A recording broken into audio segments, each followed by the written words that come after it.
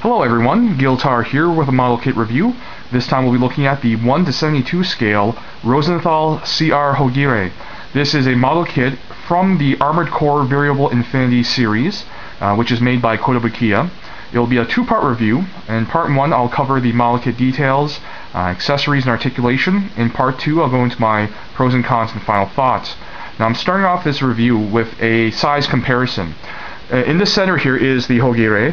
On the left is the RX-782, the 1:144 scale high-grade Universal Century version.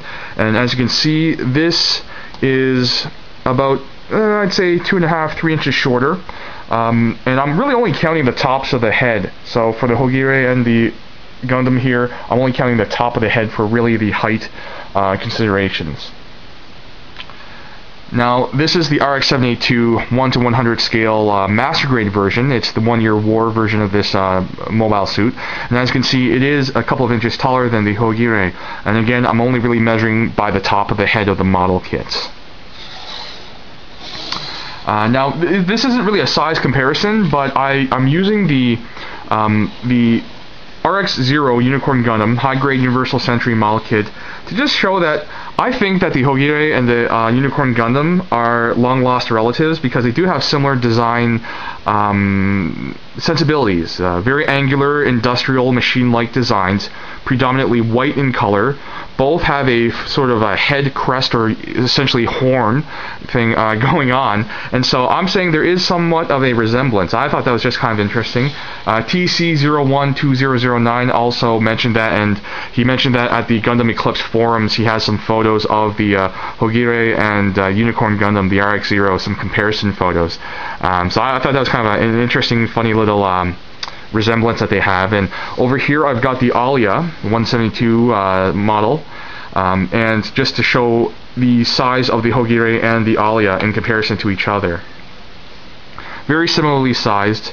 The Hogire has a slight edge in height, but the Alia has a slight edge in width in terms of the torso. So I'll just move that aside for now. I'm also using, for display purposes, the high-grade Virtue Gundam's Beam Saber blade, one of them, for the Hogire's arm, like energy blade unit here, because it actually doesn't come with any clear plastic pieces for a blade. So I'm just using the Virtues.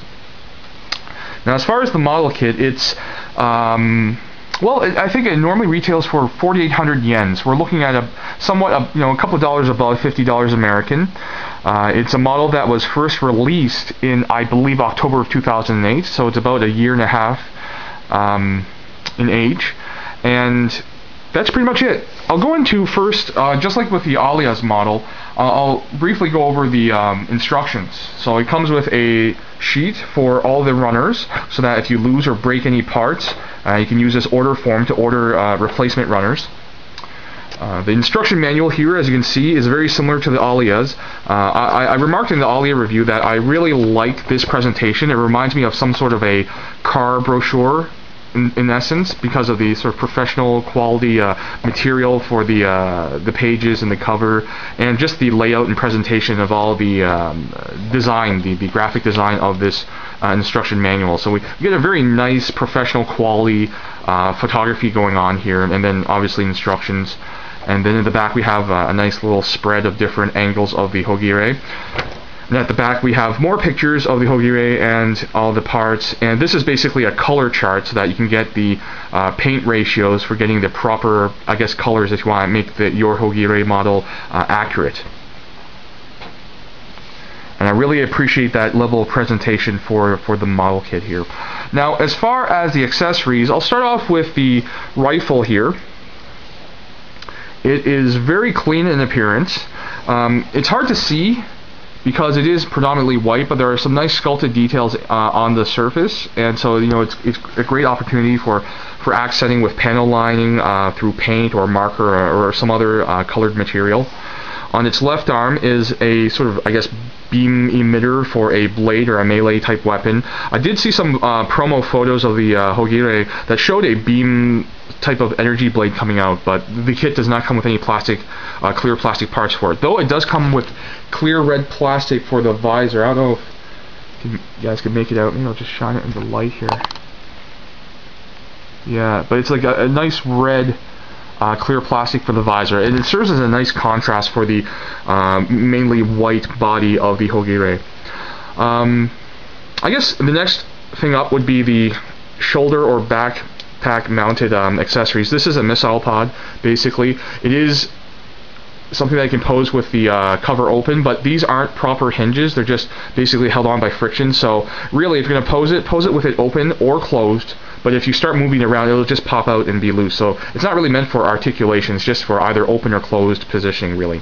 And it uses a cylindrical peg that goes into a polycap port, a circular port, and it basically allows you articulation for swivel movement. Now, this is not a weapon or anything. It's a radar unit, I believe, a sort of like a sensor array. And that's pretty much it for the accessories. It doesn't have a lot, but I think it doesn't need a lot. It looks more like a sort of plausible military machine, and so it has your typical armaments. It has sort of more high-powered weaponry in terms of missiles. It has a standard sort of go-to weapon in terms of this sort of large rifle, and then a melee weapon in this beam blade type of unit here. So with accessories done, let's get into articulation. Now the ankles are pretty nice, actually. A wide range of side-to-side wiggle movement. It's okay for back and forth. It's actually double jointed. You can't really see it unless you take it apart, but there's two joints. There's a hinge joint in the upper ankle area, and then a ball joint for where the ankle unit attaches to the foot. So you have 2 points of articulation that allows some really great movement. Now the only problem is that the ankle armor here is kind of loose sometimes, so to move it around, you can knock things out of place. Now, aside from that, though, it's not too bad. In terms of the knees, they are double jointed, and I'll just take off this sort of, I guess, I don't know if this is a stabilizer or something on the hip, but it's attached via ball joint, and it has a nice range of articulation. I'll show it off in a moment here, but for the knee itself, and oh, there goes a part. For the knee itself, it is double jointed, so it does allow greater than 90 degrees in the bend, but only slightly. But still, it's a nice range of motion there. The hips themselves are ball joints, wide range of motion for wiggling or side-to-side movement. Front and back movement is pretty significant as well. You get some really nice crazy poses with the legs because there's no skirt armor of any sort. With the left side here, I'll just show off that and this part goes off. The ball joint here for this stabilizer or thruster or whatever it is because it's on a ball joint, can rotate all the way around and have some nice wiggling movement. The waist itself allows full rotation and significant bending forward and back and side to side, which is quite nice. The arm here rotates fully at the shoulder because it's on a ball joint, so it has forward and back movement, up and down movement. Rotates just below the shoulder fully, and bends at the elbow greater than 90 degrees. It's actually a really nice bend there, which is a nice change from the Alia, because the Alia has a really bulky arm design, so it doesn't allow a great range of movement at the elbow. And the head itself is on a ball joint, though because of the design of the head, it can only move to the side that much. And it can go up and down a bit, so that's nice as well. Oh, there goes another part, which is a problem. On the back here, I don't know what this is. I don't know if it's a stabilizing fin for this thruster, but they're on ball joints that allow it wiggling and rotational movement. And finally, the back unit here, this, I guess, overboost thruster is quite nice. If you move the pieces, they actually have some sort of articulation where if you push one piece, it'll close the other piece. Or if you push this piece down here, it'll open up. So it's a nice little gimmick there. Simple engineering for a nice, simple little bit of articulation. So that does it for the articulation accessories and most of the details. I guess this will conclude part 1 of the review. I'll be back in part 2 with some final thoughts and my pros and cons. Thanks for watching.